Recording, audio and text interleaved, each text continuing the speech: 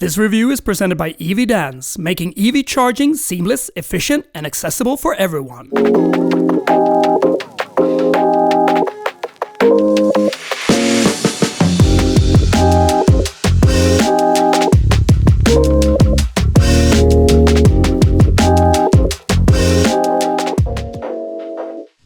Going for a little journey down to Halmstad on the west coast of Sweden. And it is 509 kilometers all in all from where I live in Stockholm. We got 576 kilometers in range from this 100 kilowatt hour battery in this Zeekr 001. I'm gonna have the temperature set at 22 degrees. It is 10 degrees outside at the moment. We drive on summer tires, these 22-inch big tires. So let's see how they feel comfort-wise on the motorway. Yeah, let's keep the speed at about 125 kilometers an hour. So let's charge about halfway there in Gränna. But this is always exciting, getting on a little EV adventure. So we've been driving for half an hour here, and it just feels like a good cruiser, this one. You can feel it, it is stretched. These 22-inch rims, well, they are big, and you can hear that there are a lot of rumble coming from them. Not rumble maybe, but a lot of noise. So I think in the long range version, 21-inch, well, they give you a bit more quiet ride. Even though it is rather subtle, it's not like it's bouncing, but it is a bit worrying on some uneven surface. Now the surface is smooth, flat, and then the car is also very smooth in its ride. But otherwise, there's a lot of stuff in here that makes you just feel good. If you start off with the quality of everything, just looks so splendid. This white and this blue, that is just a perfect color combination. You just feel refreshed. When you push it, you can feel that there is some stuffing to it, and it just feels very, very premium. The door handles and everything looks good. This Yamaha sound system sounds just great, real good bass to it, and it's just shaped very nicely. It feels like a proper European premium car, and I just like that. The design is good. You got this big screen, which feels like they've just put it on here. Many people don't like that. I don't really mind as long as it doesn't cover my vision when I'm driving. And I'm sitting in its lowest position now, and I think that you sit in a very sporty position when you sit that low. The steering wheel is just great to hold. Looks good in this blue as well. A bit confusing in the beginning because these touch pads out here, which you change the mirrors, you need to get into the system, push a button, and then you change the left or the right mirror. That is a little confusing in the beginning, but I think it works rather well. Works better than in the Volvo EX30. Was a bit of a delay in that one. This is a little quicker, and then you can just go on commands here, say hi Zeekr, and it will just pop up. Yeah, here it is, if you want to give it some commands. And everything that is collected in here, well, it looks good. It feels like in the Polestar, like in the Volvo, like in the Teslas, and in Neos as well. And I think it's a good layout. The typing is a little small, so it is a bit of a menu here on the left side. When driving, it is not that good to try to maneuver it, but when you're standing still, then it works really well. And it is just a very high graphic display. I like it. But it might feel a little cluttery because there is a lot of stuff packed into this car. But the seats are just great. I think that the base is perfect for me. Good feeling in the materials. They're blue, looks just great. You can get massage in different steps. And the massage also keeps the tempo when you listen to different songs. That is rather fun. Display in front of you, good graphics, very minimalistic, and you get all the things that you need. Speedometer, how many kilometers you got, the recharge, what type of drive mode you're in, your board computer, and that's about it. So everything is collected in here. Love this gear selector that you have down here, frees up space, and good cup holders, and very nice quality because it's dressed in this blue, the induction charger. Yeah, and it warns me when I'm checking all around. But quickly, you can just pull that menu down, and then you can unclick driving assistance, speeding, warning, and everything. So it is quick, and you get into the different modes: comfort, eco, sport, and individual if you want to set it. So there's a lot to learn in this car, but it is intuitive, and I really like it. But I like the quality and the feel, and of course the look and design of everything. It is just splendid. It's 10 degrees outside. We've been driving for 39 minutes, 43.5 kilometers, and average 21.1 kilowatt hours per 100 kilometers. But anyhow, it's rather relaxed with this adaptive air suspension that you get in this privilege version. So you can set that in highway, low, standard, high, or terrain.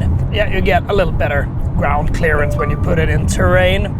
The lane assist is okay. Sometimes there is a bit of a delay, almost went over the line, but I think it works good in this new beta version. Well, a lot of bugs that has been taken out of it or neutralized, and they also said that this new version should enhance the camera system, because there is a lot of cameras all around this car for a safe ride, to monitor the road and what car is ahead of you and how far it is ahead of you. And I think that works really well.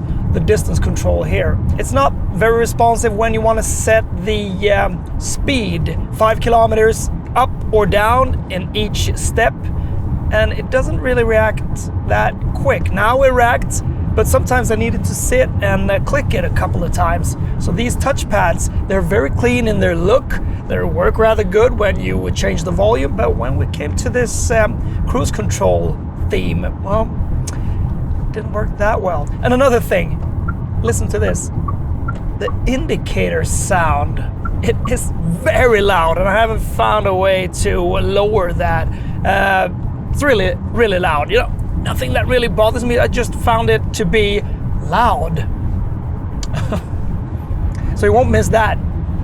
If you want to set the theme when it becomes a bit darker, well, you can have different themes here. For driving, individual, and you can have music themes. So when the music pumps, well, then the light strobes and has different effects to that. So yeah, they cramp in a lot of stuff that you might find that, do I really need this? But sure, it's a rather fun thing. Got some haptic buttons here. You open the glove compartment on that one, works straight away. I'm not gonna open the boot lid now.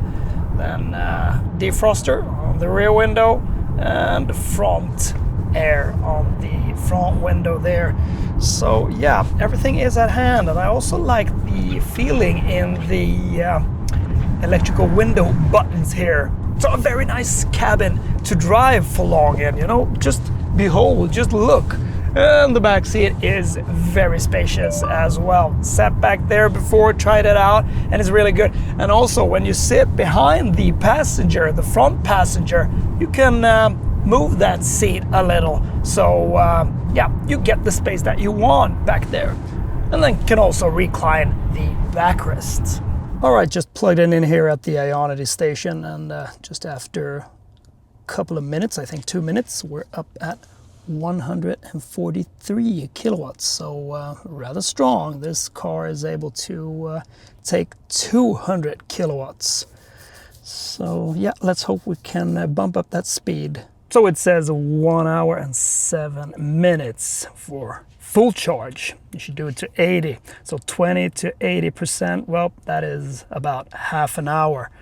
And at home, you can charge this car at 22 kilowatts. So that's fairly good. EVdance is your #1 go-to online store for EV chargers and a lot more at very competitive prices. Quality products that are beautiful in design, rigorously tested and practical to bring along when on the move with your fully electric or plug-in hybrid car. I use my EVdance portable Type 2 16 amps 230 volt EV charger every day for my EV and plug-in hybrid. Now you can get the one that suits you best at 20% discount when using the code EVD-WALKCAR. Check out the links in the video description. So this one has the dual motor. It's 4-wheel driven. On this privileged version here, well, we got the adaptive air suspension, and that is really good. You can set it in so many different steps. But 544 horsepower makes a rather quick car. 0 to 100 kilometers an hour is dealt with in 3.8 seconds, and you can do a top speed of 200 kilometers an hour. But you won't be traveling at that speed because you will drain that battery. So I drove down to Halmstad on the west coast from Stockholm, 509 kilometers, and it averaged about 23.6 kilowatt hours per 100 kilometers. It was a bit windy, it was a bit wet on the road. The claimed consumption for this one is 18.5 kilowatt hours per 100 kilometers, and that is combined consumption. Now we averaged about 23.6 kilowatt hours. But then you have the rear-wheel driven one, the long-range version, which starts at prices of 677,900 Swedish crowns, so about 65,000 euros. That is only single motor then, rear-wheel drive. It does 0 to 100 in 7.2 seconds. You know, just enough. I think that's the one to go for. Do you need all-wheel drive? Well, and the sportiness? Maybe you don't, even though that extra power is of course fun. I mean, 7.2 seconds 0 to 100 compared to 3.8, well, that is a big difference, of course. But then you get a little better range, 620 kilometers in total in that long range version. Tiny bit smaller wheels, even though they're not small, 21-inch. Real good looking rims. It doesn't have the active air suspension on that one.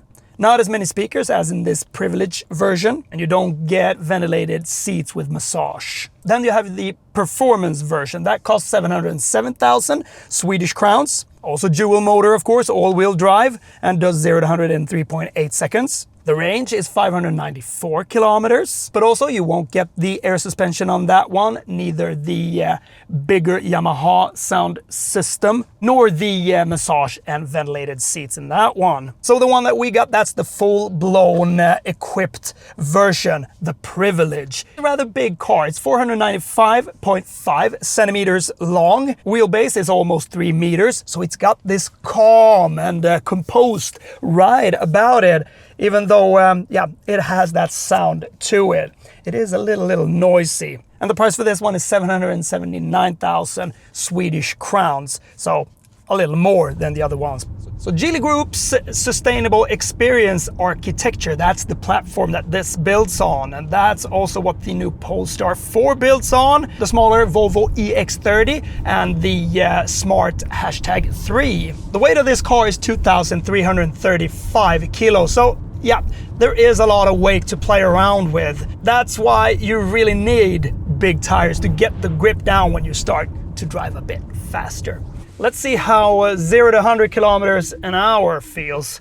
This has got no launch control, but 3.8 seconds. And of course, it is rather quick. Brakes, yeah, you can feel that it is a heavy car, this one. Do some consecutive corners. And you need to get up to speed a little before you get that initial reaction from the throttle, because it has a little delay on it. But sure, it is quick and it works rather well in the corners. The brake is not that very delicate. You need to push it rather hard to get some feedback from it. Together with the weight, it doesn't really transform into a sports car in that sense. But I think for a car like this, it works sporty enough. But of course, 544 horsepower, that does the job when you want to be a little more accelerated in your drive. So sure, it is a quick car, and I like the steering feel. I think that the inputs of the steering is just there. In sporty mode, it really changes direction quick, but it feels like the whole car has a little tendency of not following the directions as quick as the steering input does it. Something that would be good when you drive a little more sporty, you would like to have a bit more emphasized typing or text or something in this cluster. It just changes color a little. So would like to see a bigger digits of the speedometer maybe. Don't need to change the color so everything becomes red or something. That is not so important, but it's good to see the speed. But at the same time, when you drive a little harder, you just keep your eyes on the road. Yeah, You need to use the whole set of the roads in the bends. And it feels like it struggles a little for traction when you start pushing it hard throughout the corners. The brakes are strong, but yeah. You don't get that initial bite that you would want, but it feels rather sporty. It would be fun to test this on the track, but yeah, that weight, oof. Still, you can't get away from the fact of the weight. The power and that surge when throttling away, of course, it's always as fun in an electric car, but getting into very demanding corners, like these small country road bends here, well, then it is a different matter. What I really like about this car is its looks. I think it looks stunning. It stands out, and many cars, well, they stand out. They have their own looks, of course. But you know what I think about SUVs, crossovers, and these type of cars? I think it breaks the line of how a car should look. Coupes and sedans, that goes well in my book, and also a station wagon, that is fine. This is more of a shooting brake, so it's got this coupe shape of it. It almost looks like a Panamera Sport Turismo, a Porsche Panamera Sport Turismo, and that is fine. I don't think it's a rip-off in any way. It's got some of the distinct lines. I like how this looks from the front, from the side, from all angles actually. And it's got this big, very strong rear end. The lighting in the back looks good at night, looks good in daytime. And as you approach the car, how it just flickers about. You got the Matrix LED headlights, very strong. And those Lynk & Co lights on the top. I think it just looks cool, like a frog, but a bit like a Panamera there as well. But in its own way. So it has a look that is not too like any other cars, and I just think that that looks great. It looks very good, and it looks different. And the color is just elegant and alive enough for me. It's called Electric Blue. I had an Infiniti G37 convertible, and I had the same color on that one practically, and I just think that it looks good. It looks very good to this blue interior with the white. So the color combination is just splendid. Love it, elegant, and really, really good looking. And every time you step into it, you got this ambient light with a lot of colors, and you can set it how you want to have it, in the back, in the front, and how it lights up and what intensity. Everything is just great.